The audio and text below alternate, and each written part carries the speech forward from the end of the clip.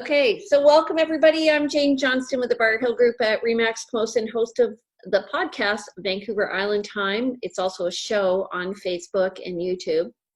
And Braden Wheatcroft is here today. He runs currently the podcast called the Vancouver Island Real Estate Show, and he's just recently started a new podcast called On the Rise, which is a play on words. Do you want to tell us what that's all about? For sure. Well, thanks first of all, Jane, for having me on. And just while we're recording and on the record, I do want to just give you a very well-deserved compliment, because I know I've said this in our own circles, but I want everyone to know that you are doing an absolutely incredible job. Just the positivity that you're putting online, all of your content, everything, like honestly, you're executing, what I believe most of us should be doing at a really high level. So I just want to give you props for that, because it's inspiring to watch you go. There you go. There's no happy cry reaction. So, what a pleasure and delight it is to be here. Honestly, when Jane reached out to me to ask about talking about podcasting, I was like, really? Like me? I don't know. I started a podcast that I kind of quit on like a year ago, and just more recently started up another one, On the Rise. So, for those of you who aren't painfully aware, I'm a big Remax lover. And so one of the hashtags that Remax has is On the Rise. So I repurposed that for the purpose of our show. And I'm sure, Jane, you'll have questions that you'll want to ask me, but I would tell you that in both cases, both the Vancouver Island Real Estate Show and On the Rise, they were born out of panic and concern and fear. And so in both cases, there were different scenarios, but in both situations, my community, the realtor community, were reeling. And I just thought, you know what, I got so many great people that I know. Why don't I talk to those people, bring them in, and try to shine a light on a lot of the fears that we have, so that we can, fight fear with facts, which is one of my favorite things to do. So the Vancouver Island Real Estate Show was not actually about real estate. It was more about the practice. I'm talking about the buying and selling. It was more about the practice of real estate. I think that's what you have with On the Rise. You just kind of rebranded. And I think your statement about being born out of fear, I was kind of like pushed into it. I went to a seminar. I'd been thinking about how to highlight people in my community, how to highlight areas, and then it all came to light. And it's been a work in progress, and started on a shoestring budget. How much did it cost for you to start off? Almost nothing. I was using the webcam on my computer, not even one of those to start. I was just talking at my computer. I mean, right now my acoustics in my little echoey den are terrible, but normally it's pretty good when I'm at the office. But yeah, no, not a lot. I mean, we'll go through some of the technical details, but like maybe the first 10 episodes were the total cost and the investment was maybe a couple $100, if that. Mm-hmm. And I'm a big believer that the content is what carries a good show.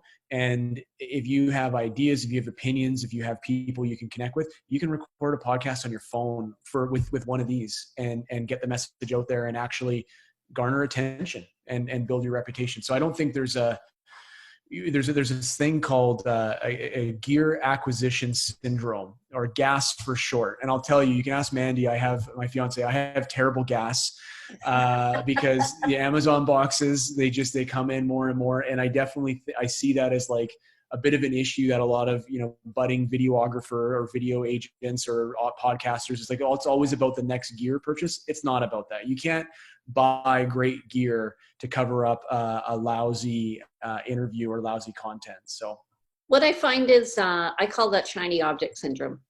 Totally. So admittedly, actually, I got one of these and I've been looking at it for a couple of weeks. The Zoom, that's the H4, I think it is. Yeah. Yeah, H4N Pro. Yeah. You do not need this. No. Honestly. No, you're right, Jane, because I started with the H4 and then I bought the H6 because I was like, no, I need more microphone plugins. So, by the way, the acronym for shiny object syndrome is SOS. So yeah, there you go. Gas and SOS. SOS, we've got gas. So yeah, I mean, where do you want to start with with? Well, I think most of these people are just starting out and trying to determine if a podcast is the way to go. We did go over the basics last week. Yeah. The benefit of a podcast is, especially now with, you can combine on Zoom audio and visual, is you Mm-hmm. can separate it out when it gets downloaded. So you get two files. One you can upload onto like a Facebook show, Yeah. or YouTube, or both. And the other, you can just download the audio. And I think the benefit of the podcast is people can multitask, like drive and listen, right? Yeah, passive consumption is a big thing, and I look at people like I mean, Oprah has her own podcast, but I think of people like Joe Rogan, who I know appreciate is not everyone's cup of tea, but it's like almost weird. It's like, is he becoming the new Oprah of our generation with having all these hard hitting guests and people are listening to his 3 hour long podcast? And the fact that you can, mow your lawn, do your dishes, go on your workout, drive to your work, whatever, with consuming this content, it is a very powerful way to build a relationship with people. Well, and I think when I got into real estate in 2006, it was CDs, which was just a portable podcast. So really. What is a CD? It's like the CDC, like the Center for Disease Control. It is a record that you play on only one side. Okay, got it.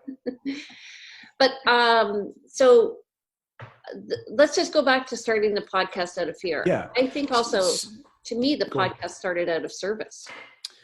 For sure, because I'm a big believer that in wrapped up in every challenge is an opportunity, and that sounds poetic in hindsight, but I think it was a little messy at first. But just to give context, so to Jane's point, so my customers are not buyers and sellers of real estate. My customers are realtors. Realtors are the people who pay our company, our brokerage.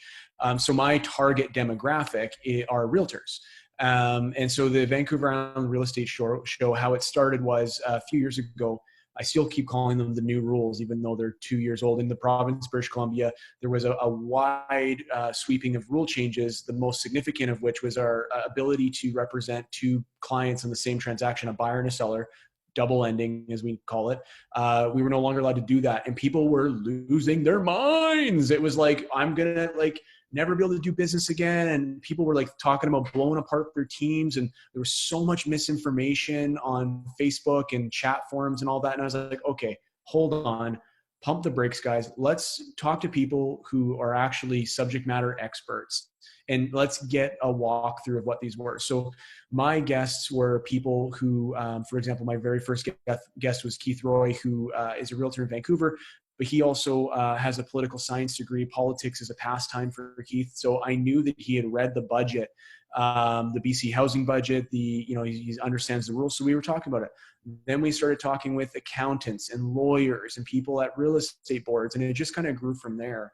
There's one thing I want to talk about, the difference between video and audio podcasts, Jane, so make sure we don't forget that. Okay. But I just was trying my best to bring people who were actually the authorities, that when they had an opinion, it was research, not just, headline reading. And I use that as a way to deliver value as a service, to your point, Jane, to my audience, which is primarily our agents, the ones who work at our office. But then, of course, the ring out from that is agents at other companies that we may be able to attract to us through our messaging and whatnot. Right. And so, but I think if you are always thinking of your podcast as a venue for providing service, then two things happen. One is you're not determined to be salesy, you're informing. And the other is that people realize who you are, and that, you're coming across, I hate to say these words, authentic self, but you can't fake who you are in a conversation.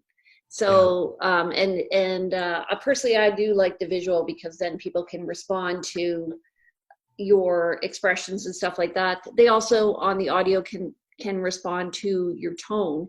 Totally. And I think that it may come across at the beginning as being rough, as you said. Same thing, I look at my first ones, I look at everything that I did was not as good as it is now. And it's all a process, but I think people are very forgiving, and I think the content is more important.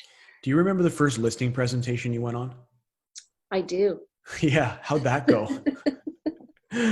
Masterpiece? I remember God. the first Yeah. offer too. You don't even want to remember. I don't like, we're recording this, so I'm not going to tell you about the disaster of my first sale, but off the record, I will. It was just, I think you did. oh God. Okay. Anyways, so yeah, to your point, I think, it's not about perfection. It's about progress. And if it takes 10,000 hours of intentional work to become a master of something, I mean, I think it's unrealistic for any of us to think that we're going to be excellent from the first go. I mean, I still get nervous every sales meeting I host. I still get nervous before I do one of these, and it's a process. Do you want to unpack the Vancouver Island Real Estate Show any further than that? Well, Jane? I think this is unpack be like so what are the logistics around planning a show? Yeah. Okay. So I think, really, depending on the kind of show that you want to have, I mean, whether it's going to be an interview based one, like what we're doing right here, or it's going to be, you talking and educating and almost like a seminar or something like that. Or it's going to be, more visual, like a how-to video, which is probably not appealing to the real estate community, but they are out there. Really things that I think about, obviously the sound, the visual piece. I think about editing. I think about publishing. These are kind of the bigger rocks, I would say, of putting something together. So for example, we'll start with the most common question I get is what software do you use to do your interviews? Well, there's a lot of good ones out there. Skype is one that you can use where you can actually record conversations. Zoom is probably my favorite basic one that people can use. Jane and I use one called Be Live. I think it's be.live TV or something like that. Yeah. It could be so great, but it's glitchy and it drives me crazy at times, but it could be great. For the Mac users out there, I'm a big fan of one called eCam Live.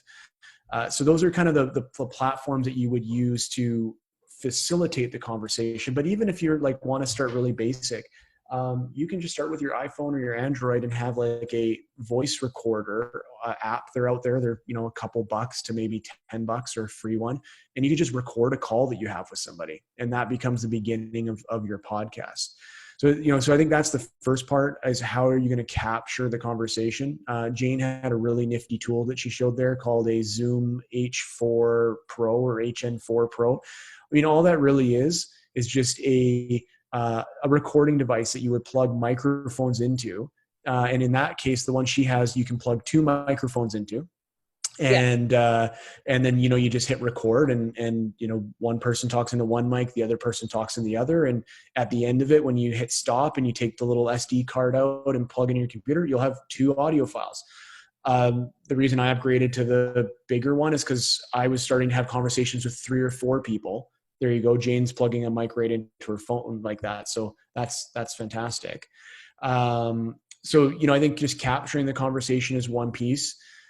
Then you have a decision to make. Do you want to edit the video or the audio? And that's where I think a lot of us stumble, is like, oh shit, like I don't want to become a producer of something. And so if you wanted to, first of all, you don't have to edit it. You could literally publish it just as is. And if it's a good conversation, people will suffer through the first 10 seconds of you connecting and establishing rapport with your guest, and then you launch into it. That's fine. I mean, I love the Tim Ferriss show, and I skip through the first 5 minutes of his podcast because it's all ads.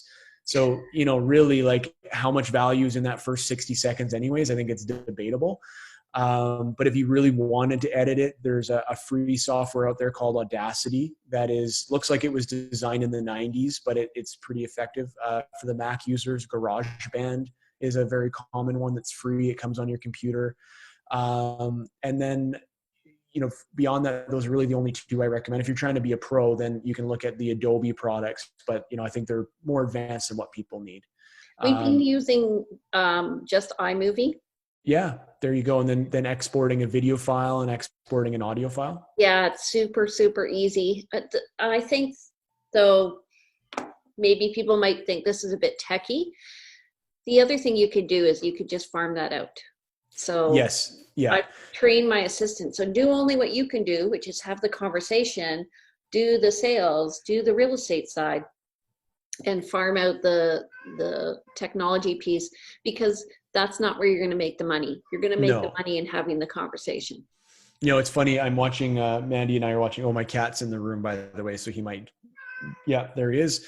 So, you know, Mandy and I just started watching this new show called The Morning Show. And it's like about a, you know, like a morning broadcast, like Good Morning America type thing. And it's amazing. You see how many people, like there's the host, which is you're doing right now, Jane, but there's like, if this was on one of those shows, there'd be like 38 people in the room, you know, holding the mic and doing your makeup and doing the editing and doing the broadcasting. So I think that's a good point. Like you're wanting to start a show, I'm assuming, because you want to build your profile, not because you want to become a super great, you know, sound editor. So Right. where you can. So do you have any recommendations for people on where they could find professionals to help with that sort of thing? Well, actually, you could probably just go to your local community college. There's lots of people and lots of kids now probably know Totally. programs like that.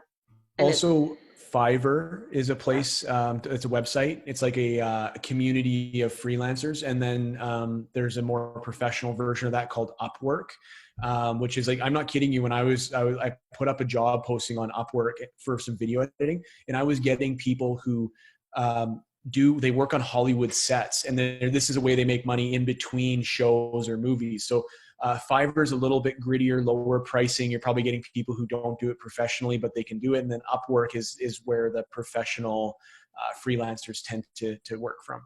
where do you do your artwork for your podcasts? We do ours on Canva. Yeah, so I started. If you looked at, Want me to upload that one? Oh no, it's okay. It's if you looked at if I showed you the 5 different artworks they had, like it started really campy, basic, you know, a Canva, and then eventually I hired a graphic designer to do it, to help not just with the artwork for the podcast, but also, dude, I'm on an interview right now. It's being recorded. Hold on, he's not going to be quiet. You know, and I think this just speaks to the fact that this is what this is all about. It's life, yeah, right? Totally. And and quarantine. Ben and I are a quarantine. Anyways, so you know, I think then you where was I? I was losing my train of thought. Oh yeah, so that you could also not just the cover art, but you know, there's also like designs and templates that people can make to promote your podcast. Like this week's guest is this, or things of that nature. So I don't want to go too techy. There's only one other piece of software that we have to consider. So there's, what are we using to record? Right. What are we using to edit? So we've covered both those. The piece that we haven't covered yet is what are we using to publish? Because right. to get your show in a podcast form on iTunes or Google Play or Stitcher or SoundCloud, you're going to need a hosting service. And it doesn't have to be any more confusing than this. Everyone write this down. Anchor.fm, ANCHOR.FM. It's a website. You can load your files to it for free, and it will automatically put it on all of those different places, including Apple Music and Apple Podcasts. So I use Spreaker. I like Spreaker for basically I went through a program for podcasting, which wasn't very helpful, but and Braden got the benefit of that. Sure did. He got my checklist, but so I use Spreaker, and I get a lot of statistics, so I can track how many people are downloading, which over time I found informative because it gives me feedback on who is hitting the right target, who's hitting the right target in terms of the interview. So you really, so let's talk about finding your guests. So let's say these guys all want to do community interviews. I use a form and I market through my networking to people and invite them to be guests on the show. I send them an email. It outlines what everything is. Some people find that a bit intimidating. I've tried to shorten it. Yeah. I'm using Calendly now. Yeah. To set up the appointments, but before that, I was just using my assistant. So Calendly's super easy. Yeah, Calendly's great. So when I first started, I I was really working around my guests. Like I felt like I had no leverage. I was a nobody, and I still don't. It's not like I think I'm, a rock star or anything like that. But I was definitely like coming to you, like, Jane, like, I'd love to have you on my show. Like, what day works, what time, and I worked it around my guest, and maybe I needed to do that to get my start. Maybe I didn't, but regardless, I did that. And I guess the advantage is maybe I got a few more yeses. The disadvantage is I found, for me being a very scheduled person, it was running me ragged. So I made a decision: what's the best day and time for me? And a little add on to that would be, what's the best day and time for my audience if you're doing it on Facebook Live, or your Instagram Live or YouTube Live, whatever. So once I picked a date, then I had a few people who are like, "Oh, I'm sorry, Fridays at 10:30 don't work for me." And it's like, it's okay. Well, I guess that's just not my guest. And then as far as finding them, it was really just a matter of thinking about what content I wanted to produce, and who would be an authority in that space. And now with the On the Rise show that I've started, I'm about 5 episodes in, and the thesis is simple. We're in the real estate industry. We're in a pandemic. It's an unprecedented time, but we've been in unprecedented times before. So I'm interviewing RE/MAX agents with 20 years plus experience who are still relevant today. And so I've just been going through Max Center and looking up agents who have hit either Hall of Fame, Luminary of Distinction, Circle of Legends, and kind of going through and then finding it. Right. So the reason why you want to hit the realtors is because if you hit those influencers and people are following those influencers and you're hiring realtors, people will look to you. You're building up your own circle. Yeah. So Gary Vaynerchuk has this really funny analogy for this. He calls it the high school house party effect. So he says, let's just all imagine we're all back in high school for a second. Ooh. And that maybe we're not the cool kids. We're not in the cool third, but we're not, I'm just joking when I say this, we're not losers. Like, we're not in the bottom third. We're like right in the middle of the pack. One of the easiest ways that we can elevate our social status is by, when our parents go out of town for the weekend on their once a year honeymoon anniversary, we throw a rager house party and we invite all the cool kids. And by doing that, guaranteed, Monday morning when we roll back through the hallways at school, we're going to be way cooler in the eyes of everyone because we were the people who hosted the party. That's why I love interviews so much, because it gives me access to people that maybe normally wouldn't give me the time of day, but I'm able to give them a platform, build them up, maybe stroke their ego a little bit, but genuinely they're interested in sharing. And it's funny because the only person that's consistent every week is who? The host. Yeah. And so the audience is building the relationship with the host, but it's the guest that's doing the most of the heavy lifting. Frankly, interviews are my dirty little secret in content creation. When I have to create a new seminar, it takes me 10 hours to build my content. When I have to prep for an interview, it takes me 1 hour. It drives me crazy that people like my interviews more than my seminars. But hey, if you're going to get 10x return and they like it more, why not do it? Okay, we have a question from Ashley. Do you set the questions for your guests, or do you collaborate with them prior to the interview and what you'll discuss? And I will say both. Yeah. For me, I find when I initially started, I was much more so, because we were talking about neighborhoods, and where do you shop for food? What do you do for restaurants? And then the more now that I'm finding it's morphing after 2 years, because I've covered 80 different neighborhoods. So I can't ask the same question over and over again, but I can talk. I find it's more organic the more the show goes on. So initially I started out very structured, and as I got comfortable, it's kind of like I started out paint by numbers, and now I can create my own painting. Yeah, for sure. I think that's a great illustration. So I think you have to ask yourself the question, who are the questions for? If the questions are your security blanket as a host, then all power to you. Some guests do really well with questions. I'll give you an example. I'm not going to say names, but I recently interviewed someone who I really look up to, and they have a tremendous amount of experience and wisdom. And they were basically answering the questions before I asked them because they had the printout and they had prepared notes. So about halfway through the interview, and this is, I guess, finally my experience paying dividends, I said, you know what? F it, I'm going off script. And I threw this person a question that wasn't on the list, and I could see that it stunned them a bit. And then from that point forward, for the next 40 minutes, they didn't even look at their notes. And it was just a nice, free-flowing conversation. So I usually have a preemptive call a few days before, a week before, say, this is generally what we're looking to do. This is the outcome I'm looking for. Here are the questions we're going to ask, but we're just using these as a reference. We're going to free flow, because the worst thing I think anyone can experience is watching someone read prepared remarks. So I was a guest on the Remax Hustle podcast, and I found that the guy who runs that podcast is very organized, and he comes from a background in the press, essentially. And so he was very scripted. I'm less scripted, but that's more my personality. I do ask people for my afternoon show, like right now we're doing community talks, and I do ask them what they want to get across, because the whole purpose is to promote them in that case. So the other thing is if you don't like the interview, you can scrap it. Yeah.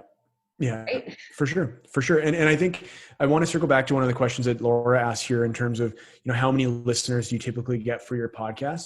So here's the interesting thing in my experience, because I've never had a ton of listenership on an episode. Like, maybe 100 might be a lot. When I do my lives, 20 people watching live at one time might be a lot. But I want to go back to what I said to Jane earlier about talking about the video versus the audio. So when I started the Vancouver Island Real Estate Show, I was relatively new as a realtor in Victoria. I'd recently moved from Nanaimo. I had been coming down to Victoria a couple of days a week, but really like just driving to and from the hotel and the office, and that was it. I wasn't networking. In fact, Jane got me out to my very first Victoria Network event, which was that 100 Agents Who Care that was my first, like, hey, I'm in the Victoria real estate scene. Anyways, I started going to industry events when I started this show, and something really strange started happening. Realtors that I've never met in person started coming up to me and thanking me.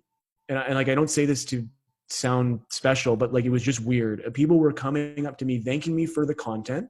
And they would say things like, oh, I love what you're doing.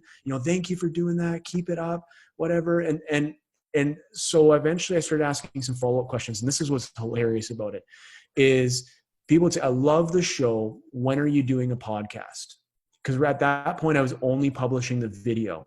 Right. I wasn't publishing the audio. And I kept getting asked about the audio over and over and over again. And this was the insight I learned from it, was people don't want to watch 45 minutes of video typically. Like they just don't, but they would, without thinking about it, listen to an hour of audio. And so two things emerged in my mind. People consume audio in long form generally. And I know I'm using broad brush strokes here, but humor me. And the second thing is video is incredible for building brand, because here I have people who probably weren't watching more than 5 minutes of a 45-minute video show. And yet they still were coming up to me, thanking me for the content. And I was like, what the hell is this? Is so weird. You're not even watching it and you think it's great. How is that possible? But they wanted to consume it in audio format. So moving forward into On the Rise, how I'm going to execute on that insight is the long form content is going to be published in a podcast format, but I'm going to take maybe 5 minutes of a highlight reel video and publish that, because I recognize the video part is important for building my brand in the minds of the agents. Yeah. But if they want to listen to it, they're going to listen to it in a podcast form. So what I found, the benefit of the visual was that it allowed people to feel really comfortable when they met me. Yeah. And we established rapport without me being present. Totally. And also, it's funny how many other realtors you're going to be elevated in their eyes, even just running your own community podcast, which surprised me a lot. Yeah. Actually. Yeah. And I'm curious if for those who are watching this now, like if you have some questions, throw them in there, because I don't know if we're way off track of what you're actually looking for here, or if, you are, soaking this up, whatever. Jane, is there anything more? It sounds like you covered the technical stuff last week. I don't want to bore people with software stuff. Hold on. I've got a question from somebody. Where do you post it? We talked about that. So I actually did have a spreadsheet of different podcasting sites and the pros and the cons, but I would say even if you start out with anchor.fm, I did talk to Spreaker and asked them if they would send us a discount, which they did not suggest that. But Anchor FM, if you can just start out free, it'll give you all the basic public benefits of posting. And you can actually, if you download the app on your phone, because it's meant more to be an app-based program, you can actually record your podcast right on it, and it even gives you some very limited editing tools, including adding music and intros, and then publish it from your phone right to all the different places. So unless you're thinking about taking this as like a prosumer standpoint, where you want to invest in some gear and some stuff, like I couldn't be a bigger fan of Anchor. So one of the questions was, how long are the sessions? So how long are your interviews going?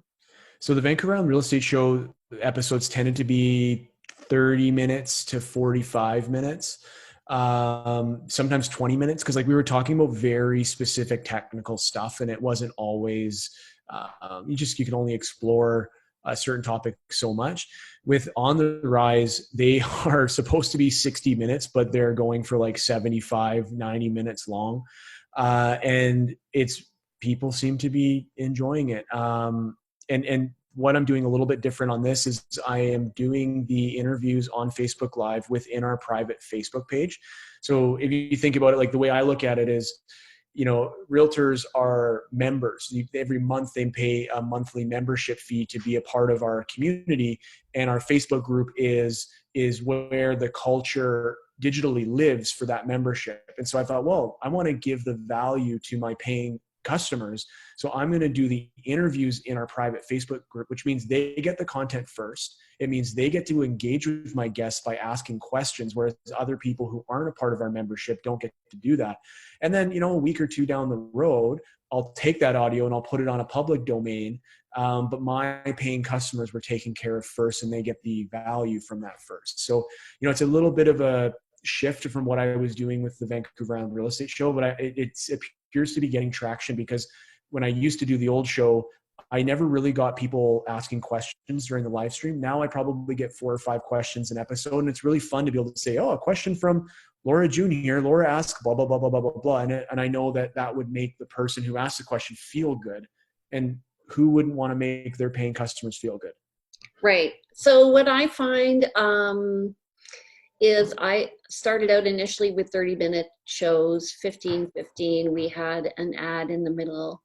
I talked last week about how you can, once you start getting your listeners up, you can start asking for sponsorship. And also, as you build up your social capital, people will want to be on your show because they'll be listening to it. So that's another way to make money if you want. The other thing is every show doesn't have to be the same.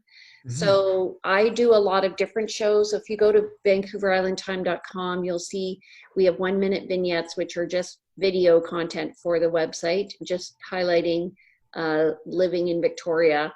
But we also we're doing shorter interviews with just people. And then sometimes if I have tips or something, or I'm doing a market update, I've started doing those, and they're 1-minute market update that I post on my Instagram, and I put them also on my website and on YouTube.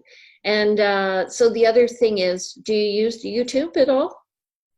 I have not to this point. And it's probably more of a bandwidth issue for me than a strategic decision. It's just, I haven't found a way to, really what it is I need to hire a marketing assistant to be run it. And I'm a bit of an essentialist when it comes to these things. So it's like, what's the way that I can get the maximum result with the minimum input? And I feel like by putting it on the Facebook page and then putting it on a podcast, like I'm right there where like anything more I do is probably just for my own vanity than anything else. That's another thing, back to the question of like, how many people do you get listening? Like in my mind, my target audience, there's only 1,300 people that I'm really talking to. And those are the licensed realtors in Victoria. So I think like when you're thinking about selling real estate, like how many people are in your community? How many are your ideal target audience? Is it 100 people? Is it 1,000 people? I'm not trying to get Instagram famous. I'm not trying to become an influencer. I just want to be the plan B for every realtor in Victoria. And that's, when I go into it, so I try not to get hung up on vanity metrics, like how many views and how many likes and how many shares. Like that's all. Yeah, that's great, Ben. That's all great. It makes you feel good, but I just have to remind myself, why am I doing this in the first place? And it's to build my business. I think though you have to look at that because it's to me, the metrics tell you where you're hitting the nail on the head. And I don't disagree with that. I think it's just relative to if my average episode gets 50 people and I'm not beating myself up because it's not 50,000, and one episode really clicks and I get 100, I will certainly pay attention to that, but I'm just not obsessing about how many people listen to it. Right. Okay. So the other thing to realize is we're creating evergreen content here. The reason why I put it on YouTube is Ben is a great sidekick. Hope you're paying him. Yeah. He has to wait till 5. Is if you're creating evergreen content, and so people can go back and look at that. And so even if you're not doing your show anymore with the Vancouver Island Real Estate Show, it's still out there and people are looking for it. I also think that I do like YouTube for a number of reasons. One is that you can create, and we just started doing this. Okay, we've been doing these shows for 2.5 years, but we just started putting playlists up. And again, what we did was we just asked somebody to come in who was an expert, show us what to do, and then we just started working with the content we already have and organizing it so it's easier for people. So I think the lesson learned today for me is hire an expert to help you. And I think that, again, Fiverr, or what was the other one? Upwork, yeah. I mean, those people are professionals and they'll just get you sorted out really super quick. And sometimes you just need an injection. You don't need somebody full-time. And I think your point about picking your battles, about where you're going to focus your attention, is a good one. And if I could put my real estate coaching hat on for a second, and Jane, you put yours on, or I don't think you ever take yours off. You have the nicest hat hair I've ever seen, Jane. So putting my real estate coaching hat on for a second, I don't want to be too reductive when it comes to this, but it's like, do all paths not lead to transaction, like happy clients and sales and income? Like for sure. And I'm not saying like, I'm far from the money grubbing, all about the mighty dollar thing, but I think there's so much stuff for us to spin our wheels on. Like if this is purely a hobby and it's fun and you enjoy it, then all power to you. But I do think at a certain point in time, we have to ask ourselves, if this is truly part of our business plan because we want to use it to grow our business, it has to be held accountable to some results beyond how many listeners we have. Like if I can't show a bump in business after a period of time, and I'm not saying after 90 days, like Jane, if I was coaching you for a second, I'd say at 2.5 years, you are probably at a point where you have enough data to decide whether or not this was a good use of your time. I think a lot of people quit too soon. 90 days, 6 months, probably too soon. But if you've been doing it for a year and your business is still flatlining and you're spending 10 hours a week feeding this media machine that's not building your business, I do think you have to pause and ask yourself, why am I doing it?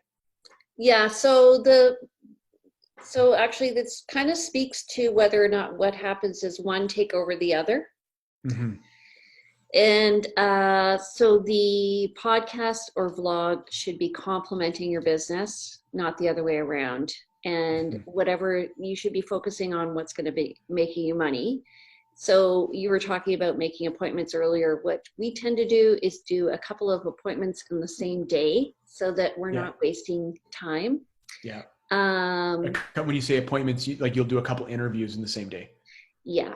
Yeah. Yeah. And we call that in content creation world, we call that batching, and it's a really effective way. In fact, one of the things I learned, Jane, sorry to interrupt you, but I'm actually not the host today. I'm the guest, so I get to be as like dramatic and it's all about me, girl. So I would say that batching your guest booking was one of the best decisions I ever made, because what I was typically doing was every week trying to find a new guest, and it was exhausting. So then I just said, once a month I'm going to try to book my 4 weeks of guests. That was one of the best batching moves I ever made. Yeah. I never batched interviews in the same day. That's probably really smart to do. But on the rise, I'm 5 episodes in and I haven't published one yet. Why is that? Because I want the freaking breathing room, so that I don't feel like I'm always behind when I start releasing one at a time. We're doing that with our 30 and 30. So 30 things to do in 30 days. And nice. So I don't have enough to do. Yeah. What do you do in your spare time? But I think though, so the other tip I would give somebody is, if you are going to be sending out a letter inviting somebody to be a part of your podcast, save that as a template. Yeah. Have links in it for the calendar to set up times. You set up the times that work for you. And then you just forward that email to somebody who says, I'd like to be on it. Anytime you meet somebody of interest, you think, you know what? I'd like to talk to you more about that. That is a guest for your podcast. Yeah. And then you can figure out what the the title or the format's going to be as it goes on. It is going to morph and change and grow. I mean, if you look at the way television changed and shows have changed over time and how people sort of start to fall into their roles, I think it's going to be the same thing with podcasting. But just I just also want to talk about evergreening again, is when you evergreen your content, the reason why I think you want to put it on YouTube is because there are some people who are just going and flipping through, and you're going to appear, and then they're going to start binge watching you, and that's how you get a raving fan. And that happens. And I would just underscore that and just say, if I had the person or the bandwidth, I would have my stuff on YouTube as well. It's just a matter of execution for me at this point. I'm wondering if we should turn on the cameras for our people before we run out of time, and see if see if they're even still there. This is like are you guys still out there watching? Hello. Hello. Oh, yes. 1, 2. Ashley. Oh, Ashley is in bed. No, she's by her bed. Okay, let's unmute those girls. You guys. You guys are so creepy, just sitting there the whole time watching with your cameras off. I want you to know that. It's weird. It is weird. Do you guys have any questions? No, I think, you know what, I thought that was really informative, though, and it really made me think differently about podcasts. I know personally myself, I can listen for hours and hours. Like, I love just putting the phone down and listening to you guys, right? I don't necessarily, the video part of it is only, to me, just the small part. I love just listening, so that's cool. It's a new way of thinking about it. Okay. And what about you, Ashley? Yeah, I think it's great. I mean, it's really interesting. I'm part of this group of women who are in business that mastermind how to leverage their business. And is that the name of the group? Women who are in business at Mastermind? Yeah. It's called the Golden Girls. But one of the things that we talked about last week was podcasting, because a few of them do podcasts, and they were originally doing video, and then they took a poll from their client database, are you more likely to watch a video interview or listen to a podcast? And the podcast rating was substantially higher, which really was interesting to me, because we've been talking about how to create more business in a non-salesy way during this uncertain time on our team. And I hadn't even considered a podcast until that conversation. I was like, wait, that makes total sense. And it's so true. Braden had sent me an interview that he did for the Remax Insider in Victoria. And I did turn it on and I put it in my headphones, but I didn't actually watch the video. I just listened to it while I was in the kitchen making dinner and cleaning. I'm pissed to hear that, by the way. I thought you would have been watching my every move, but I know. Well, I watched clips of it, but you know, I wouldn't have sat down and listened or sat down and watched an 80-minute video, right? But Yeah, so I find.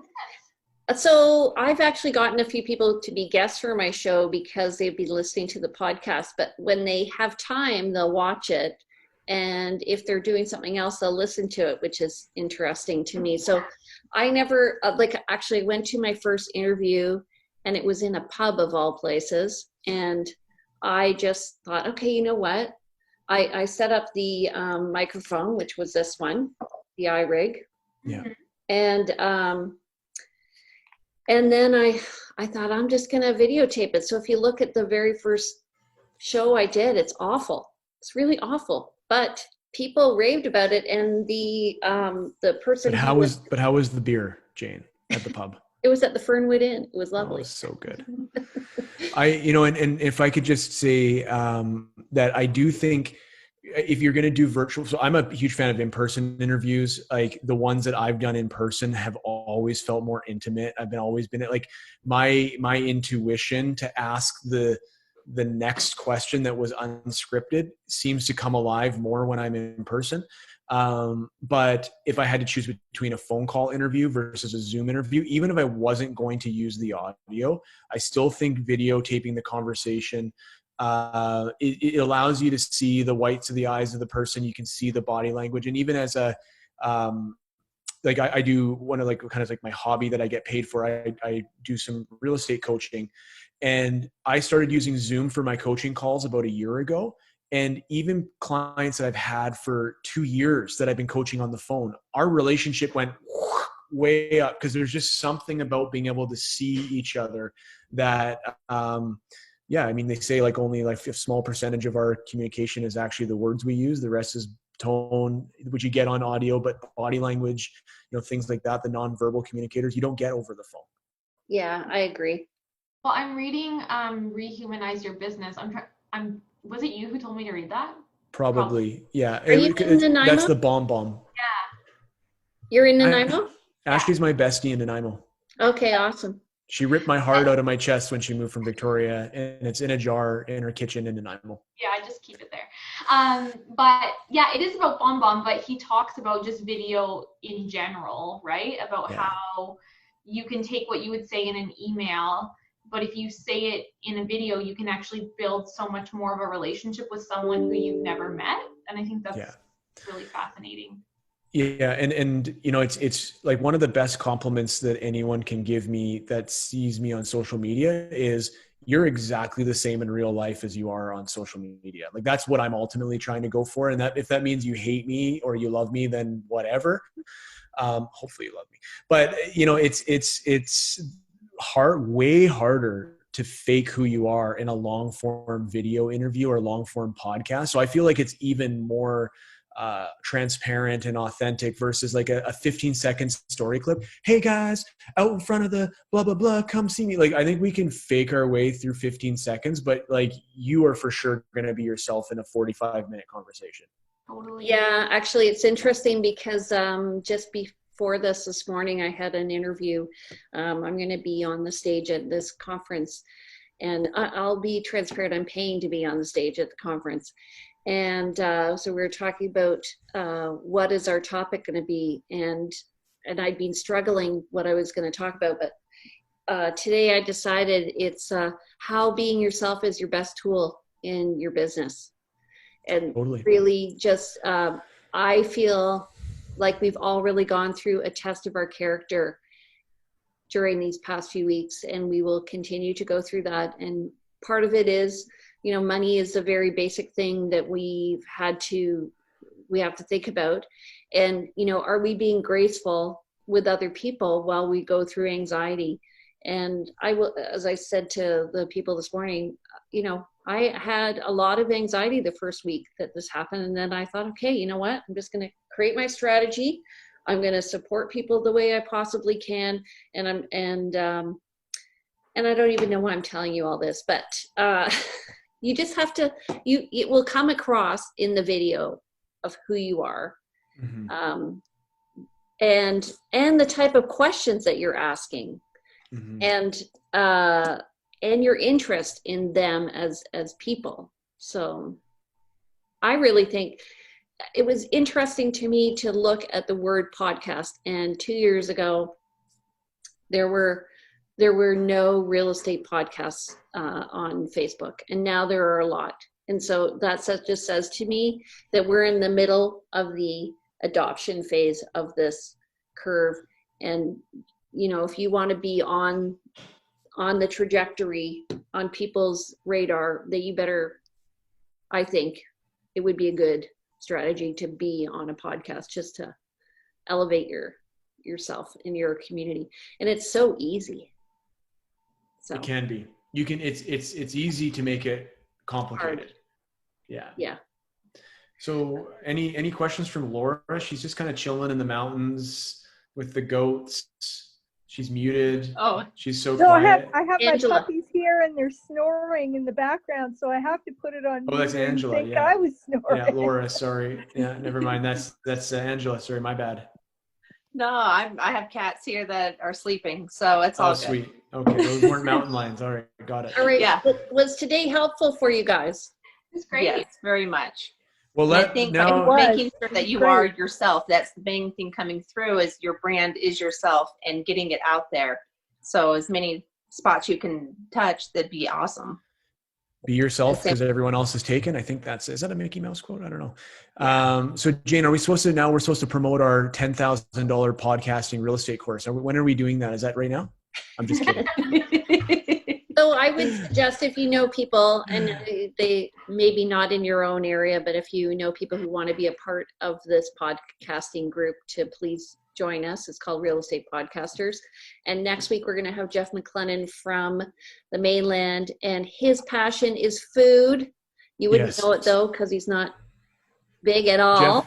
Jeff is in New West and is an awesome guy. He actually had a background in acting. He was actually like on his way to be a professional actor, if my memory serves me correctly. Yeah. And he's got a great Facebook community group that's mostly built around food. Yeah, New West. Yeah. So he'll be on next Friday. We're just working out the time because I have to be on a course that Friday, which I forgot about. So it'll probably be around 4:00, and I'll send out an invitation. And I believe we had a challenge, Laura June, at the last meeting. And Angela, do you remember what the challenge was? Yes. When does it expire? Now? I can't remember what it was. The last meeting, though. I missed the last meeting, Jane, so I missed the challenge. What was Oh, the so I get a challenge? pass. Yeah. I'm behind. What's the challenge? Okay, Uh-oh. well, I have a challenge for you guys. Okay. To go out and do one interview with somebody in the community and just ask them how you can support them in their business. Okay. And just do a Facebook Live and then download it and start saving them somewhere, either to your hard drive or whatever. That could be your first one. Just do it, just baby steps. Yeah, we call it episode 0. It's the episode that no one is supposed to ever see or hear. Just do it, get it out of the way, and then you never know. You might recall it in like 3 years from now and be like, "Oh my gosh, this was my first one." Take a look at it, and people will love it. Okay, well, yeah, let's have you guys post it in the group. You can share it to the group. Okay, cool. I'll do that. Love it. Jane, thank you for the opportunity to be on here. Nice to chat with everybody. Nice Yes, seeing thank you so much, Brandon. Brandon. Be happy, be healthy. See you soon. Okay, take care. Bye-bye. Bye. Thank you, Jane. Thank you, Bye, Laura.